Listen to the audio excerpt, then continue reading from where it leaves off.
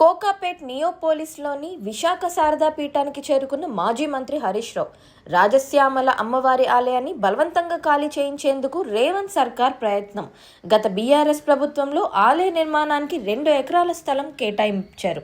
దేవాలయ స్థలాన్ని లాక్కునేందుకు పోలీసులను ప్రయోగించిన కాంగ్రెస్ ప్రభుత్వం. ఆలయం వద్దకు భారీగా చేరుకున్న రెవెన్యూ, పోలీస్ అధికారులు ఉద్రిక్తత. పీఠం నిర్వాహకులను భయాందోళనకు గురి చేయడంపై హరీష్ రావు తీవ్ర ఆగ్రహం వ్యక్తం చేశారు. దేవాలయాలపై కాంగ్రెస్ ప్రభుత్వ కక్ష సాధింపు చర్యలు దారుణమని చెప్పారు. శారదాపీఠం వైజాగ్ లో ఉంటే హైదరాబాద్ లో కూడా శారదాపీఠాన్ని నిర్మించాలని చెప్పి ఆనాడు కేసీఆర్ గారు 2 ఎకరాల స్థలం ఇస్తే అద్భుతమైనటువంటి పీఠం ఇక్కడ నిర్మాణం అయిపోయింది. స్వామీజీ గారు కూడా ఇక్కడే నివసిస్తూ ఉన్నారు. దేవాలయ నిర్మాణం కూడా పూర్తయిపోయింది. ఇక్కడ ఒక గోశాల నిర్మాణము, నిత్య అన్నదాన కార్యక్రమము, అదేవిధంగా వేద పాఠశాల ఇవన్నీ ఇక్కడ నిర్మిస్తా ఉన్నారు.